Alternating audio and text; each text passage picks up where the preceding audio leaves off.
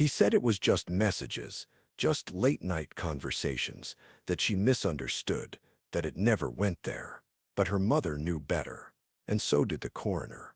They found her in the woods, knees folded, hands clenched, like she was still waiting for someone to show up. Inside her hoodie pocket was a folded sheet of notebook paper. No greeting, no signature, just 6 final words. I loved you. You lied. She was 17, still applying to colleges, still afraid of the dark. He was a man trusted by everyone. Her neighbor, her mentor, her best friend's father. What happened in those quiet afternoons and secret conversations left a hole no justice could ever fill.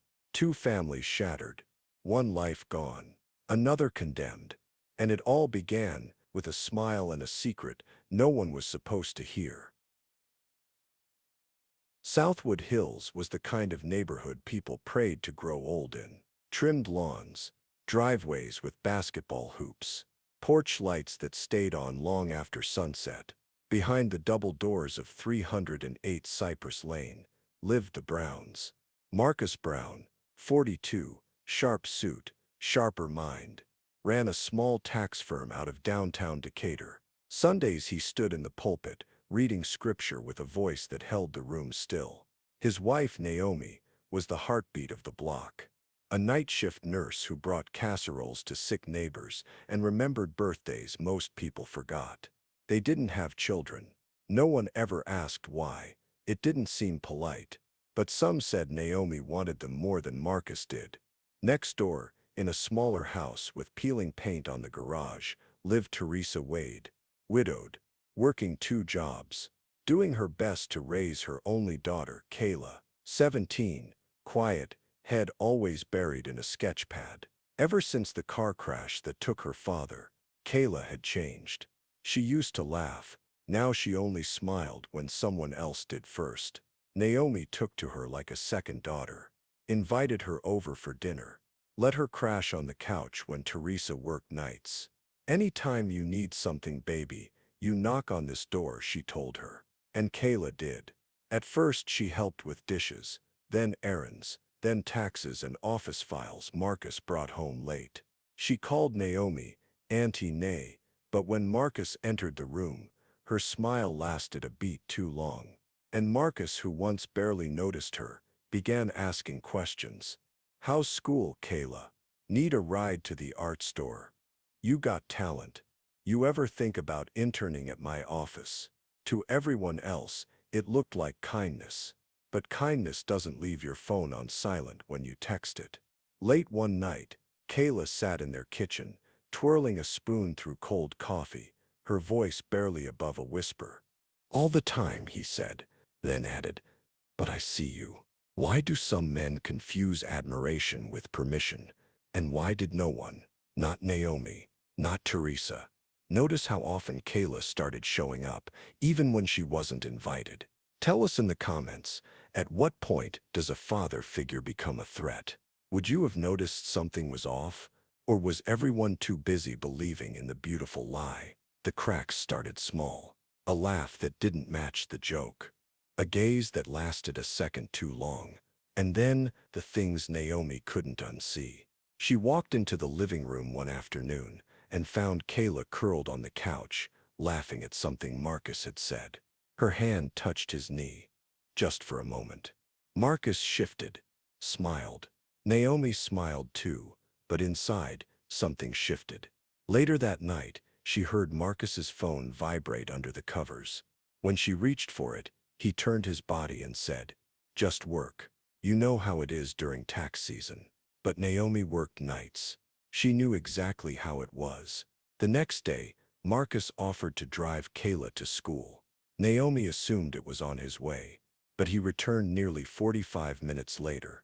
When she asked what took so long, he said, "She needed to talk. She's going through a lot. I'm just being there for her." Then he added something strange. "She's not like other girls her age. She's thoughtful." At Southwood High, the whispers began. Teachers noticed Kayla drifting, her assignments late, her eyes puffy, her mind elsewhere. One afternoon, she collapsed in the hallway, hyperventilating, sweating. At first they thought it was exhaustion. But when the school counselor went through her locker, she found a folded letter, torn edges, handwritten. I thought he meant it. I thought I could trust him. But he lied. He says he loves her too. Tucked behind her textbooks were sketches, dozens, of a man in a dress shirt, loosened tie, a wristwatch, glasses. Always the same face, always the same initials. Back home, Naomi had already seen enough to feel uneasy. Kayla's sudden mood swings. The change in Marcus. She waited until he left for work. Then she went into the guest room, where Kayla kept a few belongings. On the bottom shelf of the closet, inside a shoebox labeled art class, Naomi found the sketchbook, page after page of Kayla's handwriting.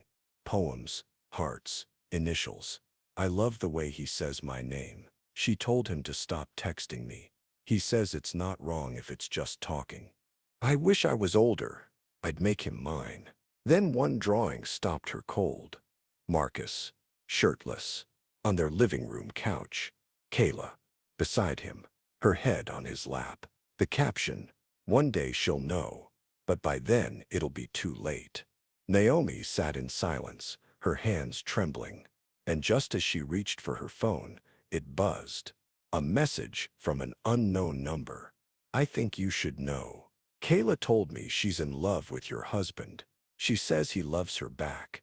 Now ask yourself, what would you have done in that moment? Would you confront him, call the police, or question if your reality had ever been real to begin with? Let us know in the comments. Naomi didn't scream. She didn't cry. She didn't even tell Marcus what she knew. Instead, she waited. While he showered, she downloaded a phone monitoring app onto his device. Silent, invisible. It recorded everything. Messages, browser history, even deleted texts. What she saw broke something in her. There were dozens of messages. Kayla sending selfies. Marcus replying late at night with heart emojis. One message read, "She doesn't get me like you do." Another from him to Kayla. "We have to be careful. People wouldn't understand." He called her his piece, told her she was mature beyond her years. And then there were voice notes. Soft, rehearsed. "I think about you all the time. I wish I met you first." Naomi saved everything. The next night, while Marcus sat watching TV, she handed him a flash drive and walked away. He plugged it in. Silence filled the room, and then her voice, calm but cold, from the hallway. "If I find out you touched that girl, I will ruin you. I will bury you myself." Marcus followed her into the kitchen. "It wasn't physical," he said. "She got the wrong idea. I was helping her, that's all." She stared at him. "Helping her write love notes to my husband?" He didn't answer. That same week, Kayla stopped coming around. Naomi thought maybe she'd told her everything. Maybe it was over. Until Sunday night, Teresa Wade called 911 at 8:47 p.m. She left for a walk around 5, and she never came back. Hours later, police found her in the woods behind the community church. A small bottle of sleeping pills at her side, cold, lifeless. A note in her hoodie pocket, folded once. No name. "You said you cared, but you never meant it. I loved you. Goodbye." The entire neighborhood froze. Marcus sat at the kitchen table, staring into nothing. Naomi didn't speak. She just watched him. The detective arrived 2 hours later. She asked one question. "When was the last time you spoke to Kayla Wade?"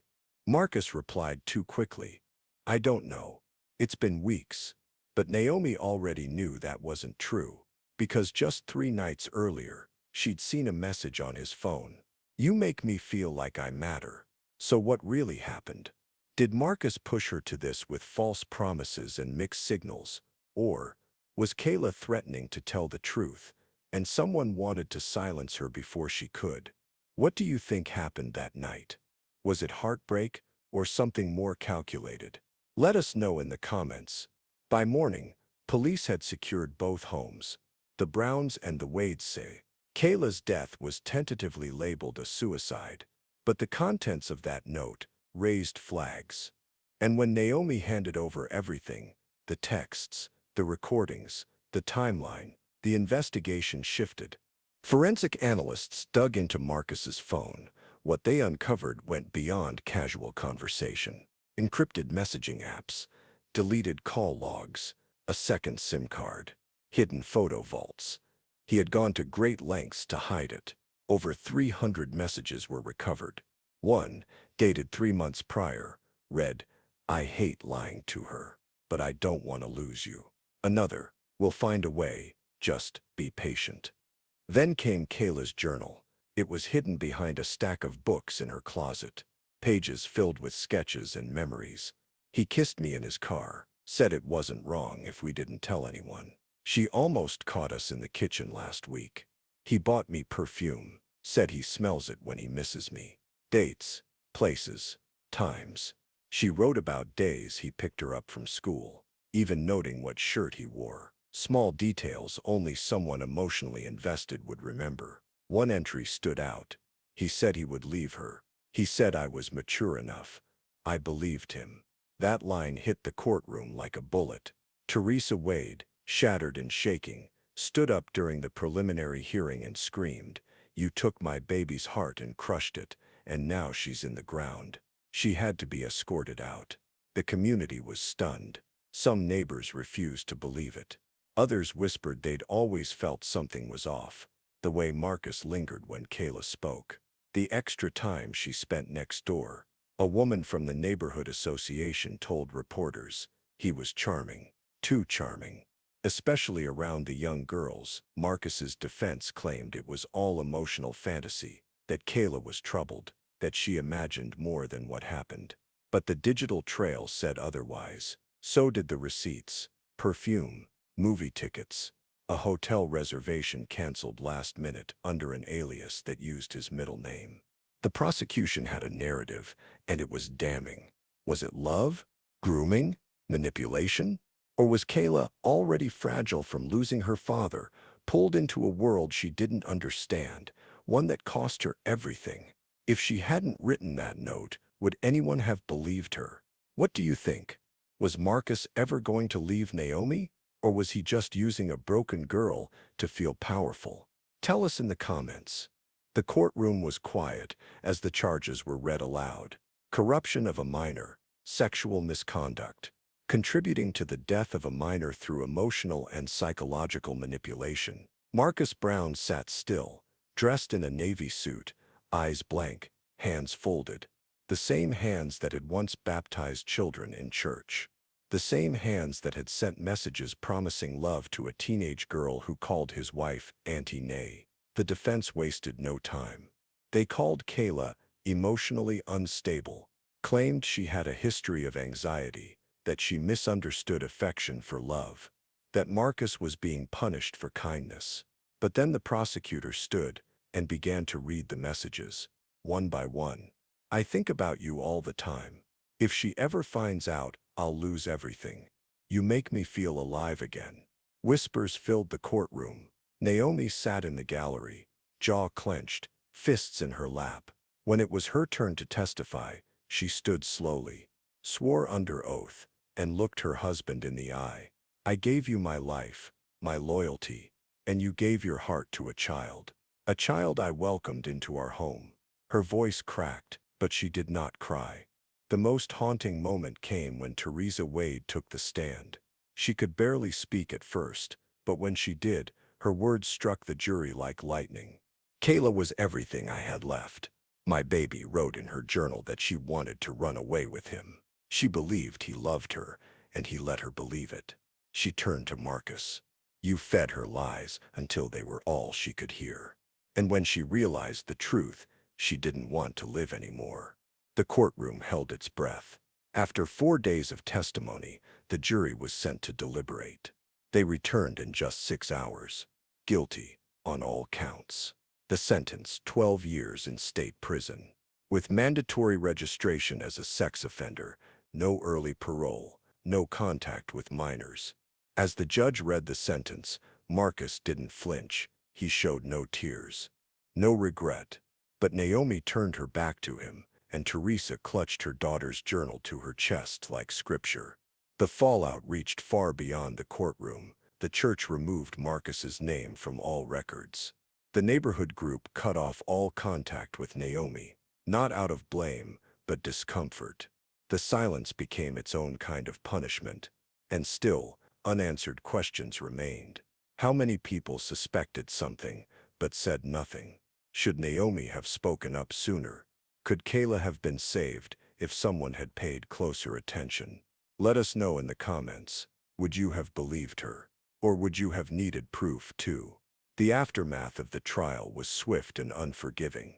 Naomi Brown wasted no time in divorcing Marcus.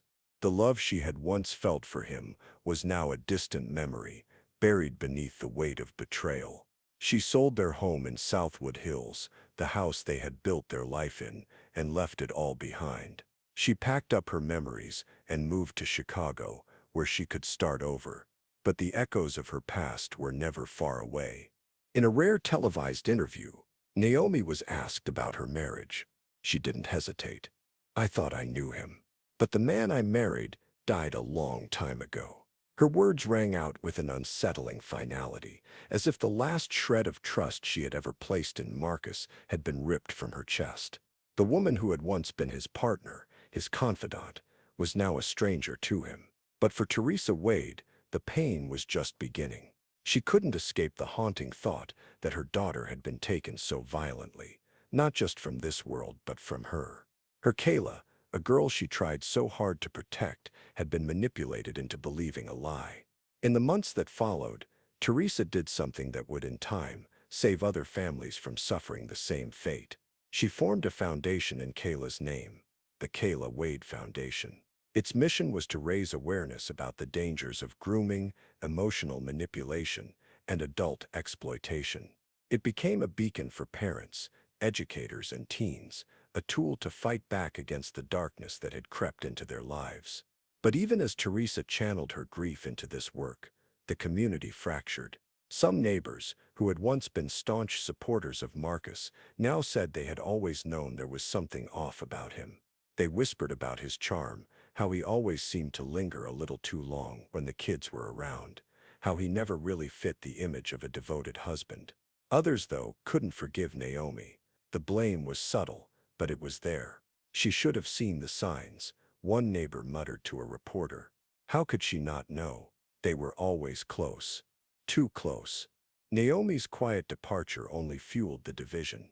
To some, it looked like she had turned her back on the problem. To others, she had simply lost everything she once held dear and needed to escape. How did she not know? People whispered.